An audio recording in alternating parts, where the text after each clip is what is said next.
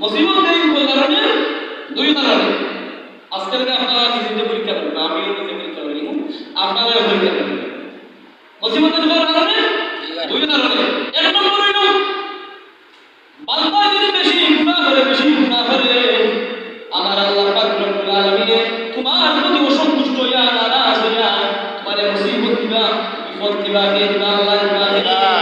আল্লাহ তোমার প্রতি অসন্তুষ্ট হইয়া তোমার বলা মুসিবত বেশি দিবা। আমার একটু নাই আমি তো তাহাজ্জুদ করি, নফল নামাজ পড়ি, ফাজর নামাজ পড়ি, এর হলে আমার বলা মুসিবত থেকে বেশি দেয়। তোমার ত্রুটি কোথায় আছে? মানে তারা শুনি তারা ত্রুটি আসলে ত্রুটি আছে বিনা আল্লাহ মুসিবত দিবা। আর ইমানদার যারা প্রকৃত মুমিন যারা তারা আমার আল্লাহ পাক রব্বুল আলামিনের পরীক্ষা করবা। আর আমি তাদের ভালোবাসি, আমি তাদের মহব্বত করি বিদায় তাদের বেশি মুসিবত দেই। ঠিক বলে আল্লাহ ভালোবাসি, বলে মুসিবত বেশি দিবা। পরীক্ষা করবা, পরীক্ষার মধ্যে আপনি সবর ধৈর্য ধারণ করতে পারি। ওয়াতাওয়াসাউ বিল হাক্কি ওয়াতাওয়াসাউ বিস সাবর। হকপথে থাকার কারণে, সত্যপথে থাকার কারণে, হকপথে থাকার কারণে ওয়াতাওয়াসাউ বিস সাবর। তোমার বিঘ্ন আইও, মুসিবত আইও, বড় মুসিবত আইও, ওয়াতাওয়াসাউ বিস সাবর। ইসলাম করতে আইও, সবর করতে হবে, ধৈর্য ধারণ করতে হবে। আর যাতে আপনি বিরাজ হয়ে এই সময় আপনারা ভিডিও করবো দিল মান কানা ফি হাদিল আ'মা ফাহুয়া ফিল আখিরাতি আ'মা। আপনারা দুনিয়া অন্ধকার, আখিরাত অন্ধকার। এর কারণে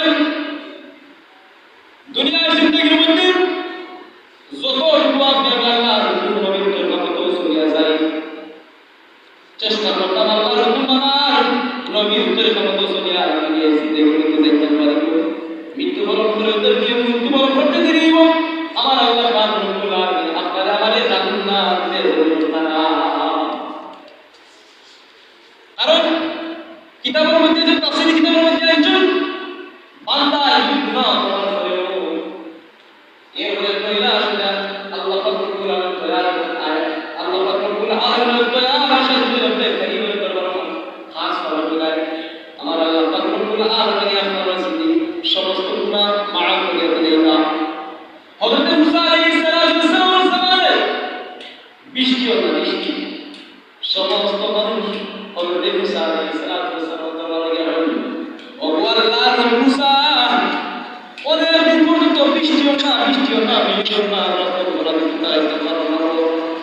তুমি আল্লাহর দরকার করো, রব্বুল আলামিনের দরকার করো, রব্বুল আলামিন।